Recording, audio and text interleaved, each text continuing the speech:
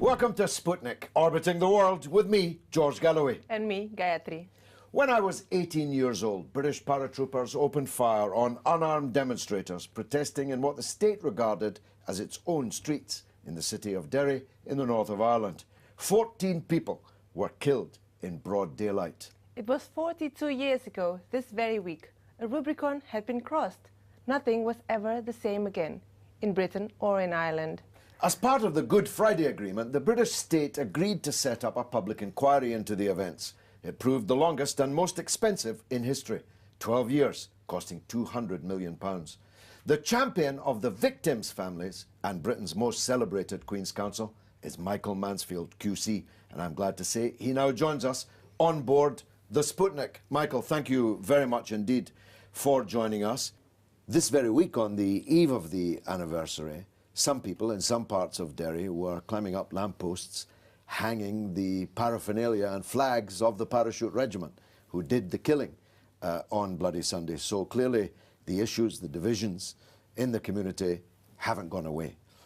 But I wanted to ask you, as the leading champion of the families in the Savile inquiry, if you think that the families got justice.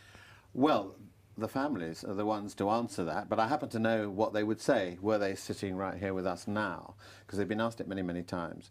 And the answer is always the same. Absolutely yes. Unequivocal yes. And the reason they say that is, as in your introduction, I mean, you have to think of the historical context in which it was launched. They campaigned for that for a long, long time, and eventually persuaded across the divide, across the political divide, a Tory leader and a Labour leader, that this was the way forward. And they both agreed at that one time that there should be a public inquiry of the kind that was eventually instigated. Now, the kind that was instigated, it's not like any other. It was itself historical. I mean, you were asking the panel there to look back over 30 years. And if you can imagine trying to trawl over 30 years and trying to bring in the evidence of all the various stages, the build-up to what happened on Bloody Sunday, it was an amazing exercise. And I think eventually will be seen as a sort of historical epic to have conducted. I know it cost money, of course it did, but the people involved in it felt at the end of the day, as part of the peace process, this was putting things on record and putting the record straight, because you will remember these particular families were branded as terrorists themselves, and they denied it, and they were blamed, and they wanted that to be sloughed off, and in the end it was.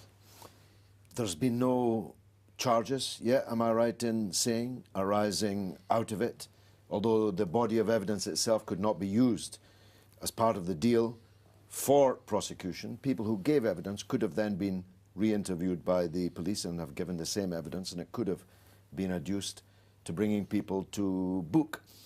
We have a fairly clear idea, they're named as A and B and C and so on, of who was firing these fatal shots at unarmed, peaceful demonstrators on the streets of the British state, but no one has been brought to book.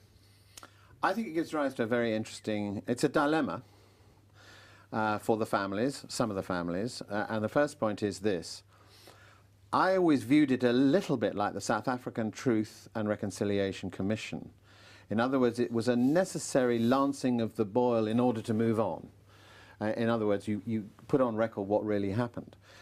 And for some people, that was actually enough to get that writ large, as it were, over history, to get the truth known. But for others it wasn't, because they want accountability. They want somebody at the end of the day to be made accountable, in other words, prosecuted. So there's a division of opinion. Not all the families necessarily think the same way. And of course there is, as with South Africa, there was an interesting, as it were, formula worked out. Now, in the Derry case, the formula was this. It wasn't that the evidence in the inquiry couldn't be used. The evidence that you give against yourself couldn't be used against you. But if you gave evidence against me, what you said in the inquiry against me could be used. Okay. So it's an interesting, and in South Africa, they had a slightly different arrangement. And I think it's very important for the future, because there are all sorts of theatres of war in the world where this sort of arrangement should be considered. In South Africa, what they said was, well, we're going to give you the opportunity, you the perpetrator, to meet the victim, and we're going to give you the opportunity to confess. Now, if you don't confess, then you might be prosecuted. But if you do confess, then you get immunity. Now, of course, that's a slightly different arrangement. But it produced all sorts of people coming out of the woodwork and rising to the surface, and so the people in South Africa felt, expensive though that was, that it was an exercise well worth undertaking. So I think, going back to Derry, I think the families say to themselves, and will say to the world, we did get justice in the end of the day. And if you've been there, as I was on the day that the report reached Derry, it was, you know, I'm not religious, but I think I'm a bit spiritual. I have to say, you know, the spirits of Derry just rose up off the streets. And I've never been anywhere like, well, I have since in Hillsborough for Liverpool, but that was something I'd not experienced before, was a people felt at last that the burden that they carried had been lifted. Do the families accept the apology coming from Prime Minister David Cameron? Yes. You know, I'm not a Tory, far from it, but, you know, credit where it's due. I watched his speech. We weren't allowed to, you know, go into public before he spoke in the House of Commons. And his speech in the House of Commons was brilliant.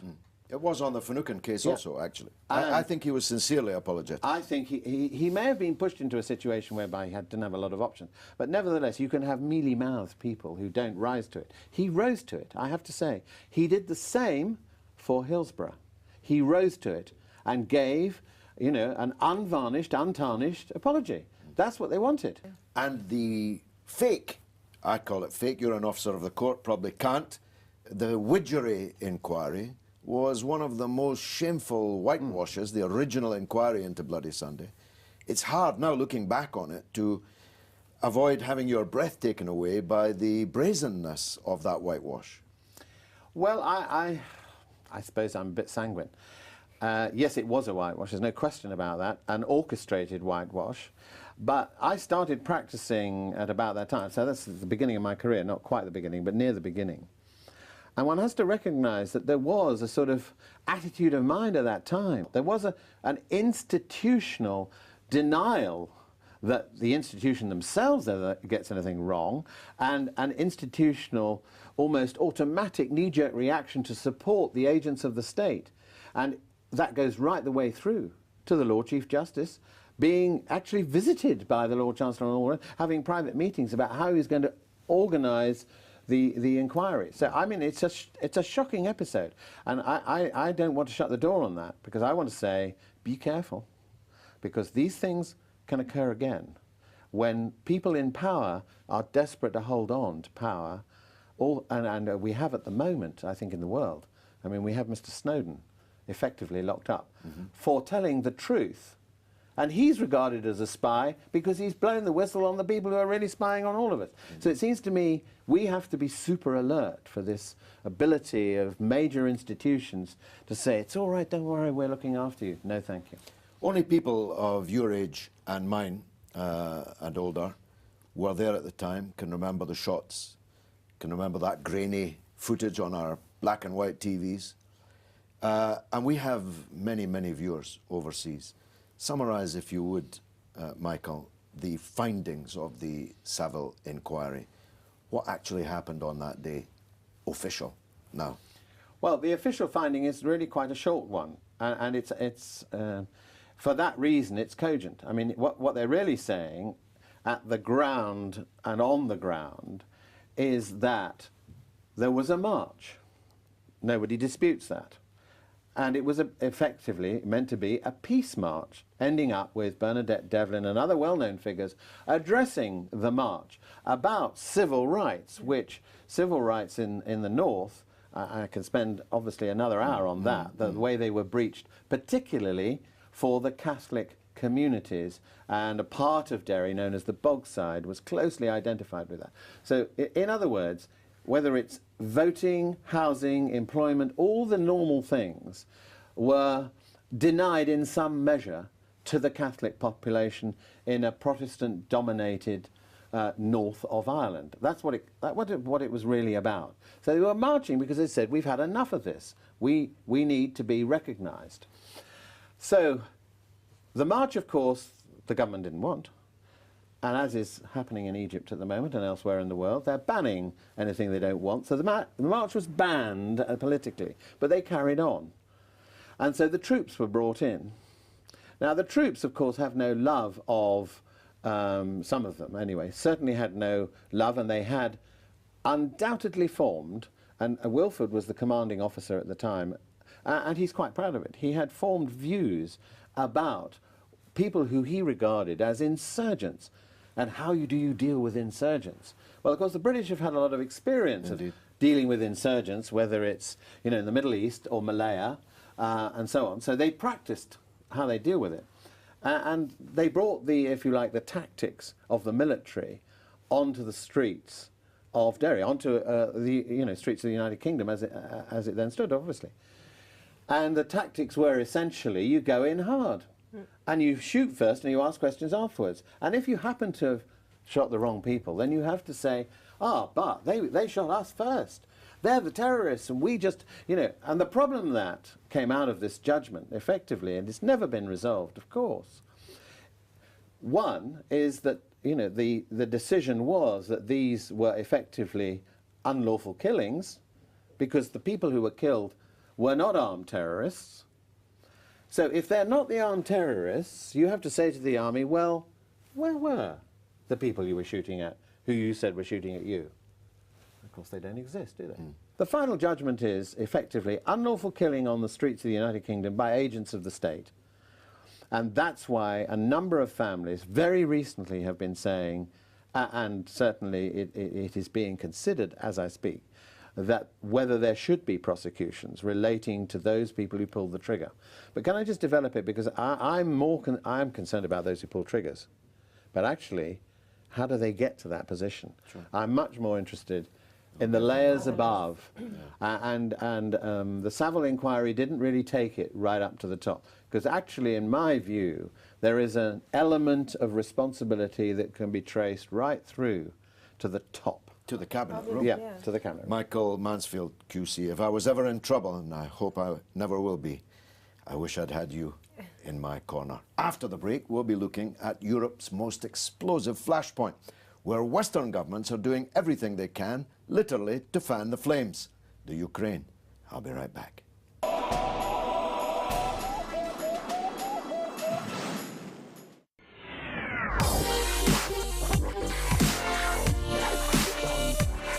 What is our story? Who's writing it? And where is it leading to? Seeking true bearings, we seem to turn to the news. But take heed, for the medium is the message, and this most viral meme on the planet is now the method for defining collective reality each night. If it's not on the news, it didn't happen, right?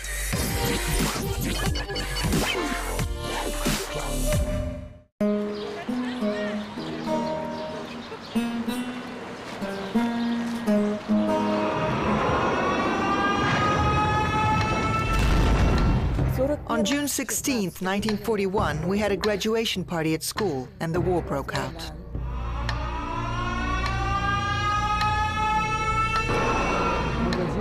The shops were always full of goods.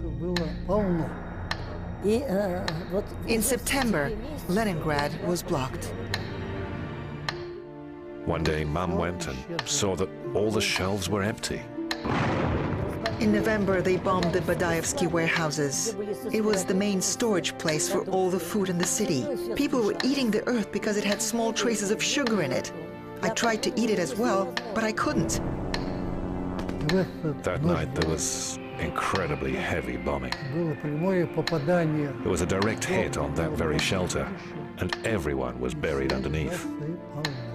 All of them were dead.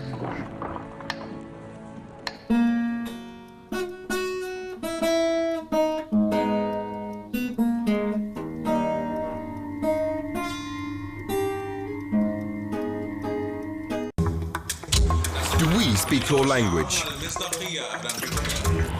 Want news, programs and documentaries in Arabic? It's all here on RT. Reporting from the world's hotspots, VIP interviews, intriguing stories. Are you here? Then try RT Arabic. To find out more, visit arabic.rt.com.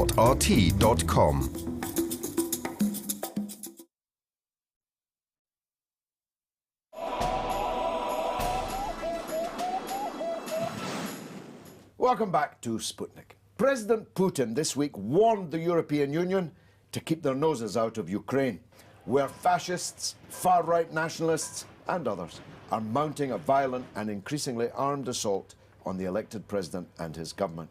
Policemen have been killed, others set on fire, all on primetime TV. If the same sort of uprising happened in London, the Mayor Boris Johnson this week said the police should go medieval on the rioters.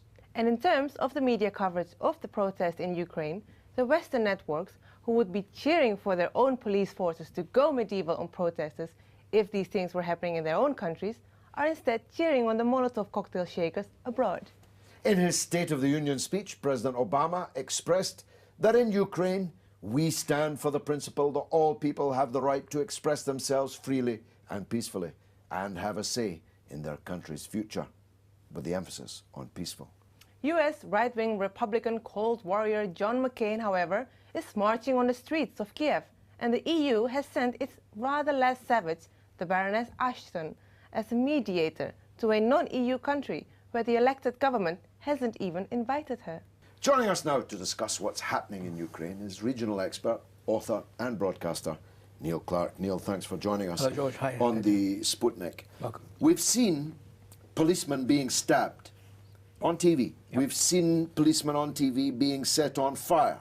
If this was happening in Occupy Wall Street or happening in Tottenham, the police would shoot the perpetrators dead. Yep. Yet the British political and media class are on the side of the rioters. Explain. Well, absolutely. I think the double standards are absolutely glaring in this, George, because just imagine if in London we had far-right, neo-Nazi, racist, ultra-nationalist groups protesting in the streets of London, rioting in the streets of London, led by, say, the BNP and the EDL. Let's just imagine that was happening. And that these rioters were attacking the police, were throwing Molotov cocktails at them, and were trying to occupy government buildings in a blatant attempt to bring down the elected government. Can you imagine what the British establishment, what the British elite journalists would be saying? As you said, these people would be rounded up, they'd be put to prison, and the whole movement would be closed down. Yet, the very same British elite is cheering on these people that were doing this in the Ukraine. And it's not sort of borderline. These people are neo-Nazis. These people are fascists. Well, let's look at the ontology of it, because our friend Seamus Milne in The Guardian this week has analysed it in detail. Not only is the core of this body of rioters openly fascist, the Svoboda, it actually has been outflanked on its right by even more extreme fascists who say that Ukraine is run by Jews. And Svoboda, of course, have torchlight processions in Lvov, which they actually control in western Ukraine.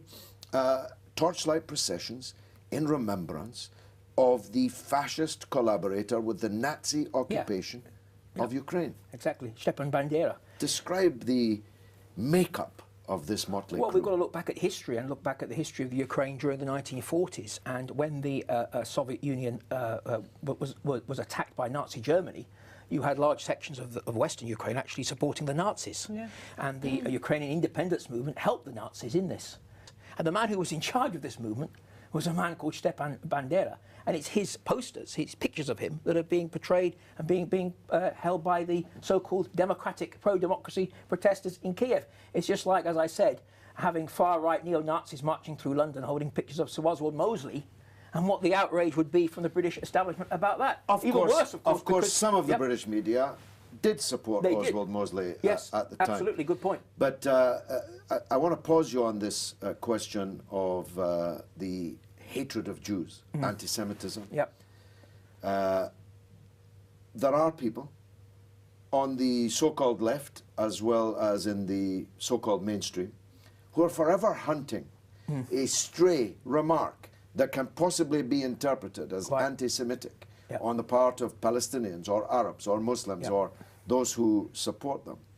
Yet here we have prominent US politicians and prominent EU politicians sharing platforms with openly anti-Semitic fascist organizations.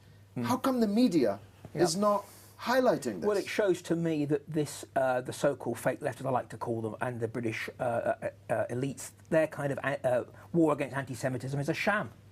Same as their so-called crusade against homophobia is a sham. It's used highly selectively because, as we know, there are people who spend 24/7 on Twitter monitoring genuine socialists for so-called anti-Semitic comments, anything, the Palestinian movement, etc., for any comment that could be construed or misconstrued as anti-Semitic. And yet you've got John McCain, who's a pin-up boy of the fake pro-war left, the neoconservative American senator, going out there, having breakfast with Mr. Tiambok, who is a man who has a history of anti-Jewish, anti-Semitic rhetoric. He said in 2004 that Ukraine was run by a Muscovite Jewish mafia. This is a man who is a homophobe. He's outspokenly opposed to homosexuals. And yet you've got McCain, who's the great hero of the cruise missile left in Britain, having breakfast with him and standing on a platform with him. Is this the beginning of the end for the Ukraine as a state? Are we looking at potential partition? Because the east and the south of the country is wholly against the events in Kiev. Indeed, some parts of Kiev are against it. But there seems to be a dichotomy between west and east, with the south being with the east. Well, I think we've got to look at the bigger geostrategic political picture of this, and the battle for Ukraine is really a battle being launched by Western elites. The Western elites want Ukraine. They want to lock it into what they call Euro-Atlantic structures, which means getting the Ukraine into the EU and into NATO, and to prize it away from Russia. Because for these Western elites, 2013 was a very bad year. It was a year of reverses. They hell-bent on regime change at any cost in Syria. It hasn't happened. And so it's sort of payback time now for Russia. They want to get Ukraine away from Russia. And they don't care how much bloodshed, whether they plunge the country into civil war.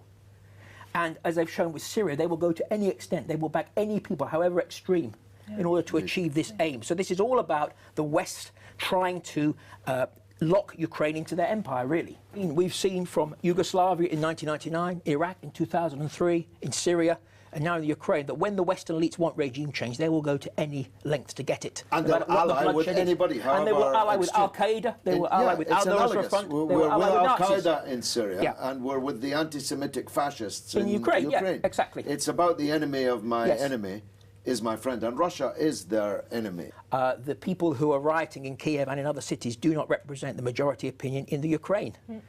There are elections due next February. February 2015 is the next presidential elections. Now, if you were a Democrat in Ukraine, you'd say, well, let's wait for these. And so why aren't the opposition waiting for the elections? If they're so confident that they've got majority support, why not simply wait a year and take power legally? Why are they trying to force out Yanukovych? And I think that gives the game away. They don't have the support that we're led to believe. The stakes are very high here, George, because if Ukraine does get linked into the West, if Ukraine does become a member of NATO and become a member of the EU, there's going to be a lot of money in this for the Western elites. Will Russia actually be forced to become proactively involved in Ukraine? There is, as you know, a very sizable minority of Russian-speaking people. Russia is vitally threatened by the West moving in to the Ukraine conflict. Yes. How dangerous can this get? I think it's very dangerous, because I think if I was a Russian, an ethnic Russian living in Ukraine, I'd be extremely worried now what would happen if these fascists do come to power or are allowed to share power, because we know quite clearly that the West will allow them to come to power. Broadcaster, writer and analyst Neil Clark telling it like it is. Now it's your turn to tell us what you think in the social media review. Gayatri, what's rattling the pipes? On Ukraine, a lot. From Germany, we got Beklopptes Kangaroo saying, because German Adenauer Stiftung from the CDU is able to do it and wants to create a counterbalance to Putin.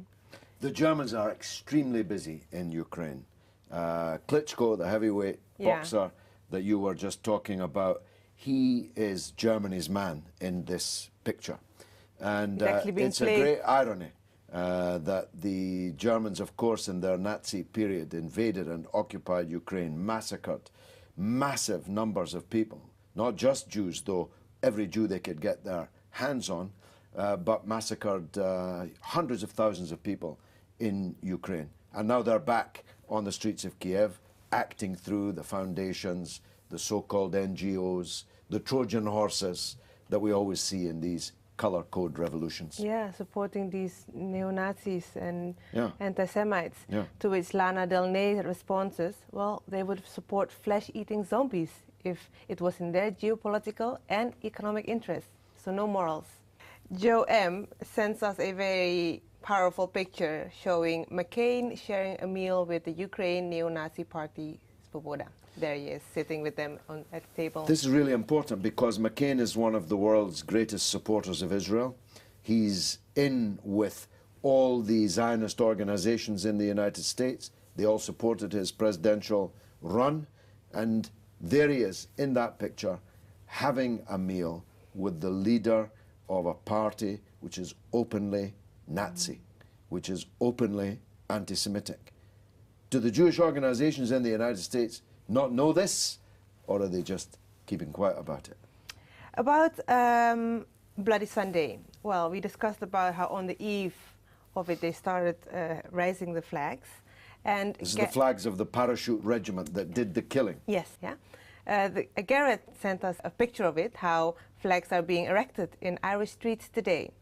Member of Sinn Féin Michael McCrossan sent us a few others from the Bloody Sunday anniversary itself, saying, I just spoke on Drive 105, reiterating my call for unionist leaders to use their influence to ensure British paraflags are removed in Derry. Actually, the British Army should require the bringing down of these flags. This is a provocation designed to shed still more blood. What right do loyalist thugs have to erect the flag of the parachute regiment of the British Army?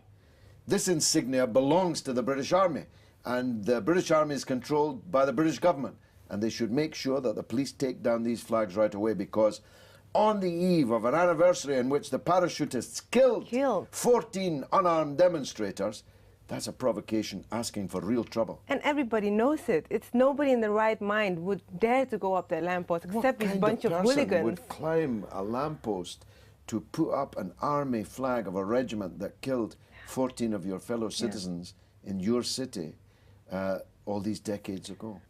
Fortunately, the local residents did not rise to the provocation. Indeed. Well, that's it for this week. Which sadly means that's all we've got time for. You know where to reach us on Twitter. It's at RT_Sputnik. And on Facebook, you can find us at Sputnik on Russia Today. It's goodbye from me, Gayatri. And from me, George Galloway. It's been marvellous.